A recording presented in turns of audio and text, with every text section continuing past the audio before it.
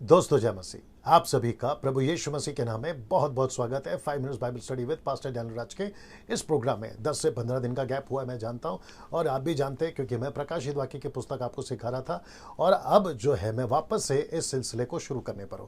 लेकिन अब यहाँ थोड़ा चेंज होगा, क्योंकि मैं पहले टॉपिक्स पे बात करता था, सब्जेक्ट्स पे बात करता था और आपको उसको सिखाता था, कभी 20 मिनट, कभी 25 मिनट, कभी 15 मिनट, कभी 10 मिनट। लेकिन अब जो है मैं एक स्क्रिप्चर पे बात करूंगा, सिर्फ एक स्क्रिप्चर पर। वो इसलिए क्योंकि 50 से 60 ऐसे स्क्रिप्चर्स है या उससे भी ज़्यादा हो सकते हैं जिसको लोग नहीं समझते हैं, कॉन्टेक्स्ट को नहीं समझते हैं और उसको जैसे तैसे सिखा देते चर्चेस के अंदर या फिर सोशल मीडिया के माध्यम से।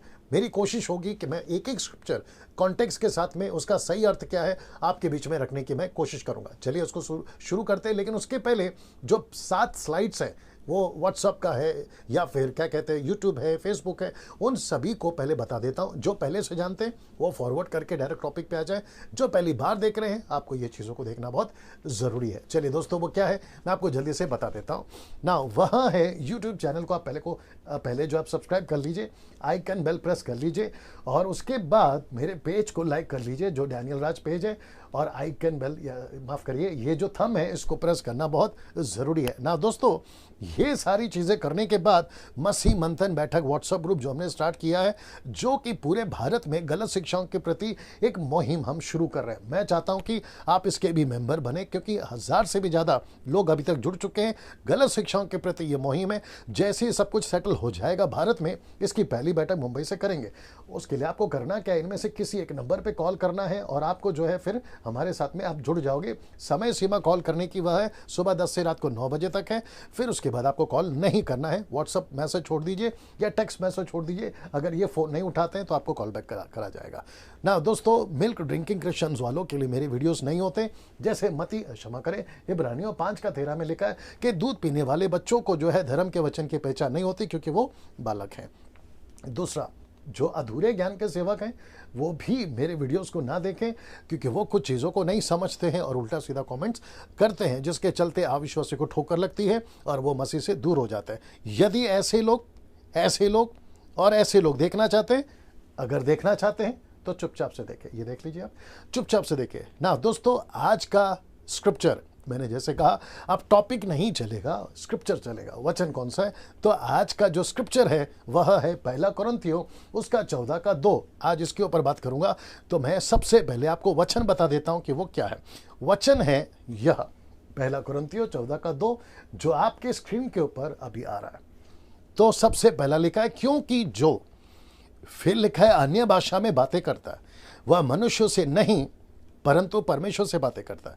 फिर लिखा है, इसलिए कि उसकी कोई नहीं समझता, क्योंकि वह भेद की बातें आत्मा में होकर बोलता है ना। दोस्तों, इन सभी चीज़ों को मैं आपके बीच में रखने जा रहा हूं, बिल्कुल कॉन्टेक्स्ट में, बिल्कुल डिटेल में, ताकि आप समझ सके जितना भी वक्त मेरे पास में है ना। दोस्तों, सबसे पहले लिखा है क्योंकि जो, तो आपको समझना है कि इसकी लिखाई कैसी है, इसकी शैली कैसी है, इसका टोन कैसा है। तो इसका लेखक पौलुस है और वो कहता है क्योंकि जो, मैं इसको इंग्लिश में भी रखूंगा, क्योंकि जो, इसका मतलब है कि इस वचन का लेखक पौलुस एक शैली को पकड़कर चल रहा है। और इसकी मालूमात कहां से होगी, क्योंकि मैं सब कुछ नहीं डाल सकता, नहीं तो वीडियो फिर लंबा हो जाएगा। तो वचन एक कहता है कि वरदानों की धुन में, अन्य भाषा और भविष्यवाणी के धुन में रहो, लेकिन सबसे ज्यादा भविष्यवाणी की धुन में रहो। तो इसका मतलब है कि भविष्यवाणी को हाईलाइट किया गया,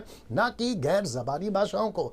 तो यहां पे जो अन्य भाषा है उसको ग्रीक में कहते हैं ग्लोसा। ग्लोसा का मतलब है पृथ्वी की भाषा, और इसको आप गूगल पे ढूंढ सकते हैं, आप ग्रीक भाषा में जा सकते हैं, इसकी सारी मालूमात कर सकते हैं। लेकिन जो इंग्लिश ट्रांसलेशंस मैं अभी आपके बीच में रखूंगा, वो इंग्लिश ट्रांसलेशन जो है वो बिल्कुल पैसिफिक बताता है, क्योंकि इसका लेखक जो है वो किंग जेम वर्जन से नहीं लिया।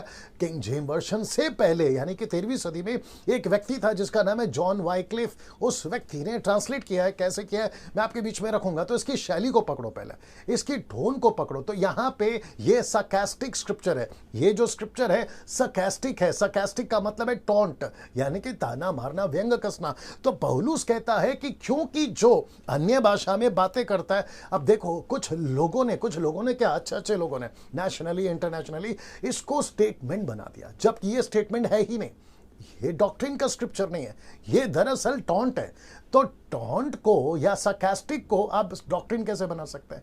तो सबसे पहले आपको समझना होगा कि शैली कैसी थी लेखक की, पौलुस की स्टाइल क्या थी बोलने की। वो दरअसल में मजाक उड़ा रहा है इस वचन के दरमियान से, या फिर वो टॉन्ट कस रहा है या ताना कस रहा है। वो कह रहा है क्योंकि जो अन्य भाषा में बातें करता है वो मनुष्यों से बातें नहीं करता, वो तो परमेश्वर से बातें करता है, इसलिए कि उसकी कोई नहीं समझता। टॉन्ट है इसलिए तो उसकी कोई नहीं समझता क्योंकि वो भेद की बात है। भेद को इंग्लिश में मिस्ट्री कहा गया है। ये तो रहस्य है, ये तो मैं जानता नहीं हूं, क्योंकि वो आत्मा में होकर बोलता है। अब वो आत्मा में होकर बोलता है, ये स्टेटमेंट नहीं है, ये टॉन्ट है। जो टॉन्ट है आप उसको स्टेटमेंट कैसे बना सकते हो? जो टॉन्ट है इसमें अच्छे अच्छे फंस गए, ये बात तो सही है, अच्छे अच्छे फंस गए नेशनली इंटरनेशनली। अब अगर ये वीडियो को देखते वक्त में आप में से या कोई कहे कि डैनियल भाई क्या वो गलत है? ऑफ कोर्स वो गलत है। क्यों गलत है? अगर वो सही है तो हारून सही है। अब आप बोलोगे डैनियल भाई आप हारून के पास क्यों चले गए? तो हारून ने क्या बना दिया था? गाय का बछड़ा। गाय का बछड़ा बनाकर, निर्गमन 32वें अध्याय में वचन 1 से लेकर पढ़ते जाओगे, गाय का बछड़ा बनाकर उसने डिक्लेयर कर दिया था, ऐसे वचन डालकर उसने डिक्लेयर कर दिया था कि यही गाय का बछड़ा हमारा ईश्वर है। तो लोगों ने उसकी बात को माना, लेकिन एक ने भी नहीं सोचा कि ये वचन बंदा बोल क्या रहा है, ये वचन सही है गलत है, इसका कॉन्टेक्स्ट क्या है। अगर उस दिन उस एक ने भी पकड़ा होता, मैं डंके की चोट में बोलता 3000 लोग नहीं मरते। आप सोच के देखिए, ऐसी गलती लूसीफर भी करा। हवा के पास में गया और उसने कहा देखो लिखा है। अरे कैसे लिखा? ये तो पकड़ो, लिखा है। लूसीफर ने यीशु के पास आकर कहा अगर तू मुझे प्रणाम करे मैं सारी दुनिया तुझे दे दूंगा। अगर तू प्रणाम करे, इंग्लिश में लिखा है if you worship me I will give you everything. If you worship में, अगर इसका लूका का किताब को मत्ती की किताब में जो जिक्र करता है उसको निकाल दिया जाए, सिर्फ इतना सा स्क्रिप्चर डाल दिया जाए, if you worship me I will give you everything. ऊपर कुछ नहीं नीचे कुछ नहीं, बस इतना सा टुकड़ा फेसबुक पे अगर डाल दिया जाए, मैं डंके की चोट पे बोलता हूं लाखों लोग इसके ऊपर नीचे लिखेंगे yes brother, amen brother, praise the lord brother, yes we receive brother. जबकि वो वचन किसका है? लूसीफर का। वैसे ही आपको लिखाई पकड़ना है, वैसे ही आपको शैली पकड़ना है, वैसे ही आपको टोन पकड़ना है कि इसका लेखक क्या बोल रहा है। वापस पढ़वा देता हूं, क्योंकि जो अन्य भाषा में बातें करता है वो मनुष्य से नहीं करता, टोंट है। फिर वो कहता है परंतु वो परमेश्वर से बातें करता है, हमसे तो बातें नहीं करता, ये तो परमेश्वर से। अरे यार तू क्या बात कर, ऐसी वाली शैली थी। अरे तू किससे बात कर रहा है? ऐसी वाली शैली थी। अरे तू जो भी बोलता है हमको तो समझ में नहीं आता। अभी अचानक से मैं अरबिक भाषा में बात करूं या लैटिन में बात करूं या ग्रीक में बात करूं, आप तो मुझे यही कहोगे ना कि डैनियल भाई आप तो परमेश्वर से बात करने वाले। परमेश्वर से बात करना एक शैली है यार। तू तो मुझसे, कभी कभी कुछ लोग बोलते पता है, तू तो दीवारों से बात कर रहा है। दीवारों से कोई बात कर सकता है? नहीं, लेकिन कहावत है ना, वैसे ही ये वचन कहावत है। अब आप सोच के देखिए, इसलिए यीशु ने क्या कहा मालूम है? वचन को पढ़ो और वचन को समझो। इसलिए तो लिखा है मत्ती 13:19 में, जो नहीं समझता शैतान उसी में काम करता है। आज बाहर से तकलीफ नहीं है मसीहों को, आज अंदर से तकलीफ है। और ऐसे लोगों से तकलीफ है जो ठेकेदार है वचन के प्रचारकों का, प्रचार का ठेकेदार, पुलपिट पे खड़े होकर ठेकेदार, कन्वेंशन के ठेकेदार, वहां से खड़े होकर बात करते हैं, सोशल मीडिया से बात करते हैं, लेकिन वचन को तोड़ मरोड़ के बात करते हैं। जैसा लिखा है उसके कॉन्टेक्स्ट में बात करो, हर चीज सही है। सो दोस्तों मैं जल्दी से पढ़वा देता हूं जॉन वाइक्लिफ की बात को भी। जी ये रहा दोस्तों, वाइक्लिफ ट्रांसलेशन क्या कहता है देख लीजिए। वाइक्लिफ बाइबल ट्रांसलेशन क्या कहता है? लिखा है and he who speaketh in a strange and ecstatic language, जो कि ब्रैकेट में मैंने डाला मैड। मैं वापस आता हूं, and he who speaketh in a strange and static language. Static language का मतलब है पागलपंथी वाली भाषा, जिसको कोई नहीं समझता, कहां से आई नहीं पता। ये जॉन वाइक्लिफ का ट्रांसलेशन है। वापस रिपीट कर देता, एंड ही हु स्पीकeth।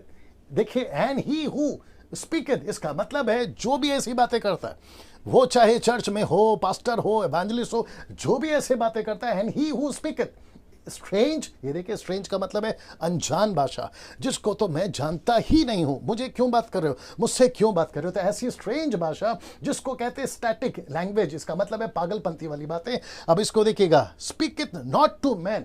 ऐसी भाषा है जब कोई बात करता है वो मनुष्यों से तो बातें नहीं करता। अब वो कहां से बात कर रहा है? बट टू, वो किससे बात कर रहा है? But to God. मतलब वो मनुष्य से बातें नहीं कर रहा है, इसका मतलब है वो परमेश्वर से बातें कर रहा है। इसका लेखक का ये जो टॉन्ट है, ये जो sarcastic है, है वो ताना मार रहा है, यार तुम तो मनुष्य से नहीं बात कर रहे हो, तुम तो ईश्वर से बात कर रहे हो, तुम तो परमेश्वर से बात कर रहे हो, जैसा लिखता है कि तुम तो दीवारों से बात कर रहे हो। ये वैसा वाला है, इसको उठाकर स्टेटमेंट बना दिया। अब इसको देखिए, for no one can understand it, मतलब तुम्हारी भाषा को कोई नहीं समझता। फिर कहता है बट द स्पिरिट स्पीकeth मिस्ट्री। ये देखिए, मैंने कहा था ना मिस्ट्री, जी इसको कहते हैं मिस्ट्री। ना दोस्तों, इसका मतलब है आपको समझना होगा, बहुत जरूरी है कि जो ट्रांसलेशन अभी मैंने इंग्लिश में रखा है वो कहता है कि तुम जो बातें करते हो वो स्ट्रेंज है, अनजान है, हम नहीं जानते आप क्या बात कर रहे हो, तुम तो ईश्वर से बात कर रहे हो, तुम तो परमेश्वर से बात कर रहे हो। यही चीज पौलुस को समझाना था कि तुम ऐसी भाषाओं में जब बात करते हो, हमसे तो नहीं करते। अब इसको उठाकर चेंज कैसे कर दिया गया, मैं वो भी बता देता हूं कि जो, अच्छा अभी इसकी शैली नहीं पकड़ा तो गड़बड़ है। वो कहते हैं कि जो अन्य भाषा में बात करता है वो परमेश्वर से बातें करता है, कोई मनुष्य नहीं समझ सकता, केवल परमेश्वर समझ सकता है, क्योंकि वो रहस्य की बातें करता है। अब ये टोन देखो, और इसमें 90% लोग फंस गए। बोला अच्छा ऐसा है क्या? फिर ये वही तो बात हो गई ना, शैतान ने कहा मेरी आराधना करो, मैं तुम्हें सब कुछ दे दूंगा। तो किसने कहा? उसको नहीं पकड़ा, लेकिन वो वचन को पकड़ लिया। और वैसे ही गलती हो गई हारून के साथ में और के लोगों के साथ में। गाय का बछड़ा हमारा ईश्वर है। बोला हाँ ठीक है, गाय का बछड़ा हमारा ईश्वर है, लेकिन किसने बोला, कैसे लिखा, कैसे बोला, ये नहीं समझोगे तो दिक्कत हो जाएगी। तो दोस्तों, आशा करता हूं कि आप समझ गए होंगे। ऐसे बहुत सारे स्क्रिप्चर्स, एक एक स्क्रिप्चर मैं बहुत बोल सकता हूं इसके ऊपर, लेकिन मैंने वापस कहा ना कि उसके ऊपर तो मैं करता रहूंगा, करता भी रहा हूं, लेकिन आगे भी करता रहूंगा। लेकिन आज के लिए ये काफी है कि इसकी शैली पकड़ो।